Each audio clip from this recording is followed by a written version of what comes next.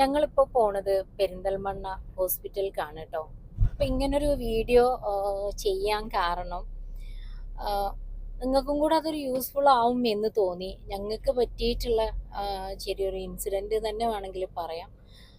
അത് നിങ്ങളെടുത്ത് ഷെയർ ചെയ്യണം എന്ന് തോന്നി. അപ്പോൾ എന്തായാലും ഇതിൻ്റെ കൂടുതൽ ഡീറ്റെയിൽസും വീഡിയോസുകളും ഒക്കെ ഞാൻ ഇതിൻ്റെ കൂടെ ആഡ് ചെയ്യുന്നുണ്ട്. എൻ്റെ ഇക്കാൻ്റെ ബാക്ക് സൈഡിലായിട്ട് ഒരു ചെറിയൊരു ഉണില് പോലെ കണ്ടു. ഒരു 2-3 മാസം മുമ്പാണ് ഇത് കണ്ടിട്ടുണ്ടായിരുന്നത്. ഇപ്പോൾ ഇക്ക ലീവിൽ വന്ന സമയത്ത് അത് കുറച്ചും കൂടെ വലുതായി. ഒരു കൊതുക് കടിച്ചൊക്കെ പോലെ ഇങ്ങനെ പുറത്തേക്ക് ഇങ്ങനെ തള്ളി വരാൻ തുടങ്ങി. അപ്പോൾ നമ്മൾ എന്ത് ചെയ്തു, അതൊരു സർജനെ കാണിക്കുക എന്ന് വിചാരിച്ചു. കാരണം ഇപ്പോൾ നമുക്ക് ഇങ്ങനെയൊക്കെ ചെറിയ മുഴയൊക്കെ കാണുമ്പം പേടിയാണ്. അതിൽ കൂടെ ഒരു കട്ടി പോലെ തോന്നി. അപ്പോൾ നമ്മൾ എന്തായാലും ഒരു സർജനെ കാണിക്കാം എന്ന് വിചാരിച്ചു. അങ്ങനെ സർജൻ്റെ അടുത്ത് എത്തിയപ്പോഴാണ്, പെരിന്തൽമണ്ണ ഒരു ഹോസ്പിറ്റലാണ് നമ്മൾ കാണിച്ചത്. അപ്പോൾ ഇത് ലിപ്പോമയാണ് എന്ന് പറഞ്ഞു. ഇപ്പം എല്ലാവരുടെ ശരീരത്തിലും ഈ ഒരു ചോറ് നിറഞ്ഞ ഒരു മുഴ കാണുന്നുണ്ട്. അത് പേടിക്കാനൊന്നുമില്ല, അത് റിമൂവ് ചെയ്യുക എന്ന് പറഞ്ഞു. പിന്നെ അപ്പം തന്നെ നമുക്ക് അന്നേരം ഒറ്റ ദിവസത്തെ പരിപാടിയേ ഉള്ളൂ, ചെയ്ത് കഴിഞ്ഞാൽ അപ്പം തന്നെ പോവാം എന്നും പറഞ്ഞു. അപ്പം ഇക്കാൻ്റെ ലീവ് തീരാനായിട്ടുമുണ്ട്. അപ്പം നമ്മൾ ഇനി ഇത് ചെയ്യാതെ പോയി കഴിഞ്ഞിട്ടുണ്ടെങ്കിൽ ഇത് കുറച്ചും കൂടെ വലുതായി കഴിഞ്ഞാൽ കുറച്ചും കൂടെ കോംപ്ലിക്കേറ്റഡ് ആവുമല്ലോ. അപ്പോൾ അത് പ്രകാരം ഞങ്ങൾ എന്ത് ചെയ്തു, ഇത് റിമൂവ് ചെയ്യുക എന്ന് തീരുമാനത്തിലെത്തി. അങ്ങനെ പിറ്റേന്ന് തന്നെ ഞങ്ങൾ പെരിന്തൽമണ്ണ ഹോസ്പിറ്റലിൽ എത്തിട്ടോ. അപ്പോൾ ഇതാണ് ആ ഒരു ഇപ്പോഴത്തെ ആ ഒരു സ്റ്റേജ്. ഞങ്ങൾ സർജറി ചെയ്യാൻ പോകുന്നതിൻ്റെ മുന്നുള്ള ആ ഒരു കുരു ഈ ഒരു രീതിയിലാണ് കേട്ടോ ഉള്ളത്. അപ്പം അങ്ങനെ ഇതിനെ ഞങ്ങൾ സർജറി ചെയ്യാൻ വേണ്ടിയിട്ട് പെരിന്തൽമണ്ണ പോയി. അവിടുന്ന് ഈ ഒരു സംഭവം സർജറി ചെയ്ത് അത് ഒന്നും എടുത്തിട്ടില്ല. അതിൻ്റെ ഉള്ളിൽ നിന്ന് കണ്ടപ്പോൾ ഒരു ചെറിയതായിരുന്നു, പക്ഷേ അത് എടുത്തപ്പം കുറച്ചും കൂടെ ഒരു വലുതായിട്ട് തോന്നി. ഇതാണ് കേട്ടോ അതിൻ്റെ ഉള്ളിൽ നിന്ന് എടുത്ത ആ ഒരു ചോറ്. അത് കഴിഞ്ഞ് സ്റ്റിച്ചിട്ടു. ഒരു 3 സ്റ്റിച്ചാണ്. അതാ ഈ ഒരു രൂപത്തിലാണ് സ്റ്റിച്ച് ഉണ്ടായിട്ടുണ്ടായിരുന്നത്. അപ്പോൾ ഈ ഒരു സ്റ്റിച്ച് 10 ദിവസം വെച്ചിട്ട് എടുക്കാം എന്ന് പറഞ്ഞു.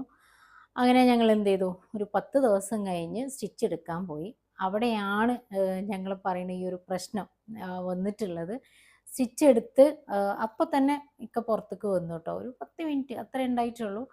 പുറത്ത് വന്ന് എൻ്റെ അടുത്ത് ആ ഒരു സീറ്റിൽ ഇരുന്നിട്ടേ ഉള്ളൂ. ഇരുന്നപ്പോൾ തന്നെ ഇക്ക പറഞ്ഞു ചെറുതായിട്ടൊരു പെയിന്. ഞാൻ പെയിൻ ഉണ്ടോയെന്ന് ചോദിച്ചപ്പോൾ ആ ചെറുതായിട്ടൊരു പെയിന് എന്ന് പറഞ്ഞു. ഞാൻ പറഞ്ഞു ഇരിക്കണ്ട, അപ്പോൾ എടുത്ത് വന്നിട്ടല്ലേ ഉള്ളൂ, എണീക്കാൻ പറഞ്ഞതാണ്. എണീക്കാൻ പറഞ്ഞപ്പോൾ തന്നെ ആകെ ബ്ലഡ്, ആ തുണിയിലൊക്കെ ഇക്ക വൈറ്റ് തുണിയാണ് എടുത്തത്, അതിലാകെ ബ്ലഡ് ഇങ്ങോട്ട്. അപ്പോൾ തന്നെ ഞാൻ പിന്നെ വേഗം തിരിച്ച് ഓപ്പറേഷൻ തിയേറ്ററിൽ തന്നെ പോകാൻ പറഞ്ഞിട്ടുണ്ടായിരുന്നു. അവിടെ നിന്നാണ് സ്റ്റിച്ച് എടുത്തിട്ടുണ്ടായിരുന്നത്. അങ്ങനെ തന്നെ ഇക്ക ഓടി അവിടെ ഡോക്ടറെ അടുത്ത് എത്തുമ്പോൾ തന്നെ വീണ്ടും അതാകെ തുണിയിലൊക്കെ ആകെ ചോരയായിട്ടോ. തല കറങ്ങുന്ന ആളുകളാണെന്നുണ്ടെങ്കിൽ അപ്പം തല കറങ്ങും, അങ്ങനത്തെ ചോരയായിരുന്നു ഉണ്ടായിരുന്നത്. അപ്പം തന്നെ ഡോക്ടർ എന്ത് ചെയ്തു, വീണ്ടും അതിനെ സ്റ്റിച്ച് ചെയ്യുന്ന സ്റ്റാപ്ലർ, ഇപ്പോൾ സ്റ്റാപ്ലർ ചെയ്യുന്നതുണ്ടല്ലോ, അങ്ങനെ ആദ്യം 3 സ്റ്റിച്ച് ചെയ്യുന്നു. ഈ ഒരു സ്റ്റാപ്ലർ 4 സ്റ്റാപ്ലർ ചെയ്തു. അപ്പോൾ അതിൻ്റെ പിറ്റേന്ന് സ്റ്റിച്ച് എടുത്ത് 2 ദിവസം കഴിഞ്ഞ് ഇക്ക പോവാനുള്ളതാണ്. അപ്പോൾ ഞാൻ ഡോക്ടറെ അടുത്ത് പറഞ്ഞു, ഇതിപ്പോൾ നമ്മൾ ജസ്റ്റ് അവിടെ വന്ന് ഇരുന്നിട്ടുള്ളൂ, ഇരുന്നപ്പോൾ തന്നെ ഈ രീതിയിലുള്ള ബ്ലീഡിങ്. അപ്പോൾ ഡോക്ടർ പറഞ്ഞത് അത് ആ ഇരുത്തത്തിൽ അകന്നു പോയി എന്നുള്ളതാണ്. പക്ഷെ ഇങ്ങനെ ഇരിക്കാൻ പാടില്ല എന്നുള്ളത് നമുക്കറിയില്ല. ഇത് സ്റ്റിച്ച് എടുത്ത ഉടനെ എത്രയോ ഒരു പ്രശ്നം ഉണ്ട് എന്നുള്ളത് നമുക്കറിയില്ല, നമുക്ക് ഫസ്റ്റ് ഒരു എക്സ്പീരിയൻസ് ആണ്. പക്ഷെ അവർക്കത് പറയായിരുന്നു, ഇരിക്കാൻ പാടില്ല, അല്ലെങ്കിൽ ജസ്റ്റ് കുറച്ച് നേരെങ്കിലും അവിടെ ഇരുത്താം, അവിടുന്ന് പുറത്ത് വിടേണ്ട ആവശ്യമില്ലേനു.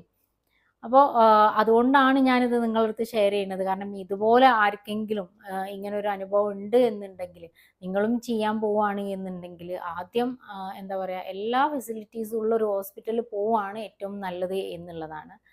അപ്പോൾ നമ്മൾ പോയൊരു ഹോസ്പിറ്റലിൽ അത്ര ബെറ്റർ അല്ല എന്ന് എനിക്ക് ആ ഒരു ഇതിൽ തന്നെ മനസ്സിലായി. അവിടെ അങ്ങനത്തെ ഒരു സെറ്റപ്പും കാര്യങ്ങളൊന്നും ഇല്ലാത്തത് കൊണ്ടാണല്ലോ അങ്ങനെ ആ ഒരു സമയത്ത് തന്നെ വിട്ടത്.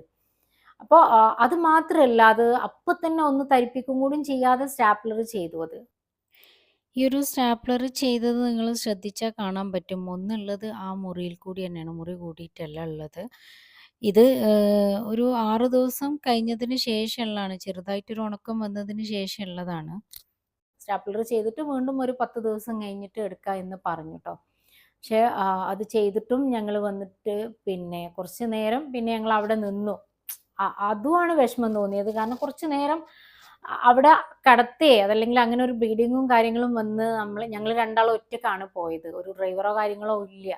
ആരും ഇല്ലേനു. അപ്പോൾ ഇക്കാക്ക് ഒറ്റയ്ക്ക് ഡ്രൈവ് ചെയ്യാൻ പറ്റും എന്നുള്ള ആ ഒരു കോൺഫിഡൻറ്റിലാണ് പോയിട്ടുണ്ടായിരുന്നത്. പക്ഷെ തിരിച്ച് ഞങ്ങൾ ആകെ ബുദ്ധിമുട്ടി. കാരണം പിന്നെ എങ്ങനെ ഡ്രൈവ് ചെയ്ത് പോകും? ജസ്റ്റ് അവിടെ ഇരുന്നപ്പോൾ തന്നെ ഈ ഒരു ബ്ലീഡിംഗ് ആണ് കണ്ടത്. പിന്നെ ഞങ്ങൾ ആ ഹോസ്പിറ്റലിൽ തന്നെ കുറച്ച് നേരമൊക്കെ നിന്ന് എങ്ങനെയൊക്കെയോ വീട്ടിലെത്തി എന്ന് പറയാം. അപ്പം ആരും ഉണ്ടായിരുന്നില്ല. പിന്നെ ഡോക്ടറിൻ്റെ അടുത്ത് ചോദിച്ചു നിങ്ങൾക്ക് ഡ്രൈവ് ചെയ്താൽ പോരെ എന്നുള്ളത്. ഡ്രൈവ് ചെയ്യാൻ എനിക്കും ചെറിയൊരു പേടിയാണ്. അപ്പോൾ പിന്നെ ഇപ്പം എനിക്ക് ഒരു സർജറിയും കാര്യങ്ങളും ചെയ്തതും കൂടി ആയതുകൊണ്ട് കുറച്ചും കൂടെ പേടിയും കാര്യങ്ങളുമാണ്. അപ്പോൾ അതുകൊണ്ട് ഞാനും ഡ്രൈവ് ചെയ്യുന്നില്ല. അപ്പോൾ ഇക്ക ഡ്രൈവ് ചെയ്യല്ലാതെ വേറെ ഞങ്ങൾക്ക് അവിടെ വേറെ സൊല്യൂഷൻ ഇല്ല. ഈ ബ്ലഡ് വന്നാലും ശരിയില്ലെങ്കിൽ അങ്ങനെ ഞങ്ങളൊരു കുറഞ്ഞൊരു സ്പീഡിൽ എങ്ങനെയൊക്കെയോ ഇക്കാൻ്റെ വീട്ടിലെത്തി. പിന്നെ ഈ ഒരു 10 ദിവസം ഇക്ക നല്ല റെസ്റ്റും കാര്യങ്ങളൊക്കെ തന്നെയാണ് കേട്ടോ. ആദ്യം കുറച്ചൊന്ന് പിന്നെ റെസ്റ്റ് കുറച്ചൊന്ന് കുറഞ്ഞിട്ടുണ്ടായിരുന്നു. അത്രക്ക് ചെറിയൊരു സംഭവമല്ലേ എന്ന് വിചാരിച്ച് അത്ര കണ്ട് ശ്രദ്ധിച്ചിട്ടും ഉണ്ടായിരുന്നില്ല. അപ്പം അതും പറയാനുണ്ട്. ഇതിപ്പോൾ ഒരു ചെറിയൊരു സർജറി അല്ലേ, ചെറിയൊരു സാധനം എടുത്തതല്ലേ, ഒറ്റ ദിവസം കൊണ്ട് നമ്മൾ ഹോസ്പിറ്റലിൽ നിന്ന് വീട്ടിലേക്ക് പറഞ്ഞയക്കുമ്പോൾ നമ്മൾ എന്ത് ചെയ്യും? ഇത് മൈൻഡ് ആക്കൂല സംഭവം. പക്ഷേ ഇതും മൈൻഡ് ആക്കേണ്ട സംഭവം തന്നെയാണ്. നല്ല റെസ്റ്റും കാര്യങ്ങളൊക്കെ ഇതിന് വേണം. എന്നാൽ തന്നെ അത് ഉണങ്ങി വരുള്ളൂ കേട്ടോ. ഞങ്ങളൊരു അനുഭവം വെച്ചിട്ട് പറയാണിത്. കാരണം ഒരു ഉണക്കവും ഉണ്ടായിട്ടില്ല. പച്ചമുറി അപ്പം തന്നെ 10 ദിവസം ആയിട്ടും അത് അപ്പം തന്നെ അകന്നിട്ടുണ്ടായിരുന്നു. ഇപ്പം ഈ ഒരു സ്റ്റാപ്ലർ ചെയ്തിട്ടും അത് കൂടുതൽ ഉണക്കോ കാര്യങ്ങളോ പെട്ടെന്ന് ഉണ്ടായിട്ടില്ല. ഇപ്പോഴും ചെറിയൊരു പഴുപ്പും കാര്യങ്ങളൊക്കെ ഇങ്ങനെ കാണുന്നുണ്ട് അതിൽ. ഇനി ഇപ്പം ഞങ്ങൾ ആ ഒരു സ്റ്റിച്ച് എടുക്കാൻ പോവുകയാണ്. അപ്പോൾ സ്റ്റിച്ചല്ല, ആ ഒരു സ്റ്റാപ്ലർ കേട്ടോ. ഇനി ഇത് സ്റ്റാപ്ലർ എടുക്കുമ്പോഴാണ് ഇതിൻ്റെ അവസ്ഥ എന്താ എന്നുള്ളത് അറിയാം. എന്തായാലും നല്ലൊരു പേടിയും കാര്യങ്ങളൊക്കെ ഉണ്ട് കേട്ടോ. ഒരു ചെറിയൊരു സംഭവം, അതൊരു സർജറി ചെയ്തത് ഇത്രയും ഒരു പ്രശ്നമാവും എന്ന് വിചാരിച്ചിട്ടുണ്ടായിരുന്നില്ല. എന്തായാലും ഇനി ഒരു പ്രശ്നങ്ങളും കാര്യങ്ങളൊന്നും ഇല്ലാതിരിക്കട്ടെ. അപ്പോൾ നമ്മളൊരു അനുഭവം നിങ്ങൾക്ക് പറഞ്ഞു തന്നത്. ഞങ്ങൾക്ക് അറിയില്ലായിരുന്നു അത് അപ്പം തന്നെ പുറത്ത് വന്നിട്ട് റെസ്റ്റോ കാര്യങ്ങളോ എത്ര വേണം എന്നുള്ളത് ഞങ്ങൾക്ക് അറിയില്ലായിരുന്നു. അപ്പം അതുകൊണ്ടാവാം ഇത്രയും കോംപ്ലിക്കേറ്റഡ് ആയി പോയത്. അപ്പം ഇനി നിങ്ങൾ ആർക്കെങ്കിലും ഇങ്ങനെ ഒരു സംഭവമോ കാര്യങ്ങളോ ഉണ്ടെങ്കിൽ നല്ലൊരു സർജനെ തന്നെ കാണിക്കുക. ഞാൻ നേരത്തെ പറഞ്ഞതുപോലെ നല്ലൊരു ഫെസിലിറ്റീസും കാര്യങ്ങളൊക്കെ ഉള്ള ഹോസ്പിറ്റലിൽ കാണിക്കുക. എന്നാലുള്ളൂ ഒന്ന് റെസ്റ്റ് ചെയ്യണത്. നമ്മൾ പിന്നെ അഡ്മിറ്റ് ആവണതോ അതല്ലെങ്കിൽ അങ്ങനെയുള്ള ബുദ്ധിമുട്ടുകളൊന്നും വിചാരിച്ചിട്ട് കാര്യമില്ല. എൻ്റെ ഒരു അഭിപ്രായത്തിൽ ഒരു ദിവസം ഒന്ന് റെസ്റ്റ് ചെയ്യണത് തന്നെയാണ്, അവിടെ കിടക്കുന്നതാവും കുറച്ചും കൂടെ ബെറ്റർ എന്നുള്ളതാണ്. അപ്പോൾ ഈ ഒരു വീഡിയോ നിങ്ങൾക്ക് യൂസ്ഫുൾ ആയി എന്ന് തോന്നിയിട്ടുണ്ടെങ്കിൽ നിങ്ങൾ സബ്സ്ക്രൈബ് ചെയ്യുക, ഷെയർ ചെയ്യുക, ലൈക്ക് ചെയ്യുക. ആ ബെല്ലൈക്കണും കൂടെ ഒന്ന് അമർത്തി കഴിഞ്ഞിട്ടുണ്ട് എന്നുണ്ടെങ്കിൽ എൻ്റെ പുതിയ വീഡിയോസുകളും കാര്യങ്ങളൊക്കെ നിങ്ങൾക്ക് കിട്ടുന്നതാണ്. അപ്പോൾ ഓക്കെ, താങ്ക് യു.